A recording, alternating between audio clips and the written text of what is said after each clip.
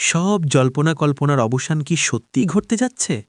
ভাঙনের মুখে দাঁড়িয়ে থাকা সেই ঐতিহাসিক ইসলামী রাজনৈতিক ঐক্য শেষ পর্যন্ত কি টিকে গেল, নাকি এটি ছিল শুধুই সময়ের জন্য তৈরি করা এক রাজনৈতিক সমঝোতা?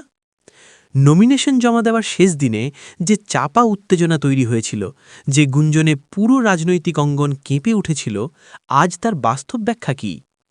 এই ভিডিওতে আমরা বিশ্লেষণ করব কেন ১১ দলীয় ইসলামী জোট প্রায় ভেঙে পড়েছিল এবং কী কারণে শেষ পর্যন্ত সেটি আবার টিকে গেল। সাম্প্রতিক কয়েকদিন, বিশেষ করে নমিনেশন পেপার জমা দেওয়ার শেষ দিনকে ঘিরে ইসলামী রাজনৈতিক অঙ্গনে তৈরি হয়েছিল এক ধরনের অদৃশ্য চাপা উত্তেজনা।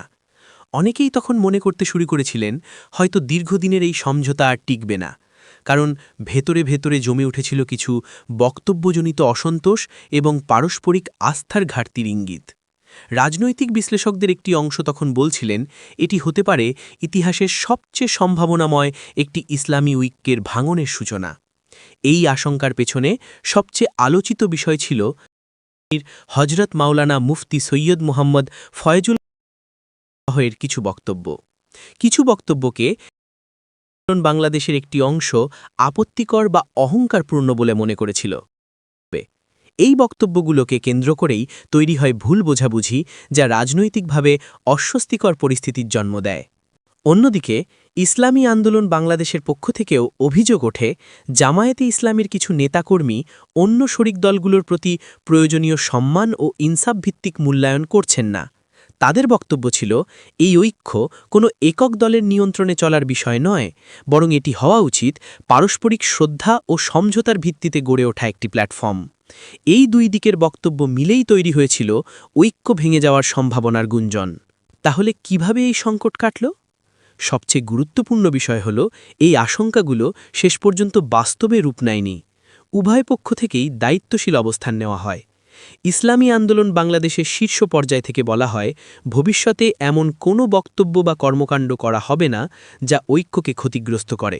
অন্যদিকে জামায়াতে ইসলামীর joint secretary general Zubair Ahmad sahib স্পষ্ট করে বলেন এই ঐক্য রক্ষার জন্য তাদের পক্ষ থেকেও সর্বোচ্চ ছাড় দেওয়া হবে। এখানেই বোঝা যায় রাজনৈতিক পরিকল্পনা থাকলে বড় সংকটও কাটিয়ে ওঠা সম্ভব। কেন এই ঐক্য এত গুরুত্বপূর্ণ? কারণ সামনে যে নির্বাচন আসছে তা শুধু আরেকটি নির্বাচন নয়, এটি হতে যাচ্ছে বাংলাদেশের ইতিহাসের সবচেয়ে প্রতিদ্বন্দ্বিতাপূর্ণ এবং জনগণের প্রত্যাশায় ভরপুর একটি নির্বাচন। ২০২৬ সালের ফেব্রুয়ারিতে অনুষ্ঠিত হওয়া এই নির্বাচনকে ঘিরে জনগণ চায় সংঘাত নয় সমাধান, বিভাজন নয় ঐক্য, ব্যক্তিগত স্বার্থ নয় দেশের কল্যাণ। এই প্রেক্ষাপটে ইসলামী রাজনৈতিক শক্তিগুলোর ঐক্য নিশ্চয়ই একটি ইতিবাচক বার্তা বহন করে। সার কথা, শেষ পর্যন্ত কি দাঁড়ালো? সব জল্পনা কল্পনার অবসান ঘটিয়ে, সব ভুল বোঝাবুঝিকে পেছনে ফেলে শেষ পর্যন্ত জনগণের কাঙ্ক্ষিত ইসলামী রাজনৈতিক ঐক্য টিকে গেছে। এটি শুধু একটি রাজনৈতিক সমঝোতা নয়, বরং এটি জনগণের আকাঙ্ক্ষার প্রতি সম্মান প্রদর্শনের একটি উদাহরণ। এই দায়িত্বশীল অবস্থানের জন্য সংশ্লিষ্ট সব দল ও নেতৃত্বের প্রতি সাধারণ জনগণের পক্ষ থেকে কৃতজ্ঞতা প্রকাশ করা যেতেই পারে। আপনার কি মনে হয়, এই ইসলামী রাজনৈতিক ঐক্য সামনে আরও শক্তিশালী হবে, নাকি ভবিষ্যতে আবার নতুন কোনো চ্যালেঞ্জ আসতে পারে? নিচে কমেন্ট করে আপনার মতামত জানান। ভিডিওটি ভালো লাগলে লাইক দিন এবং এমন বাস্তবভিত্তিক রাজনৈতিক বিশ্লেষণ পেতে চ্যানেলটি সাবস্ক্রাইব করতে ভুলবেন না। দেশের স্বার্থে, জনগণের স্বার্থে সংযত ও দায়িত্বশীল রাজনীতির পথে আমরা সবাই একসাথে থাকি।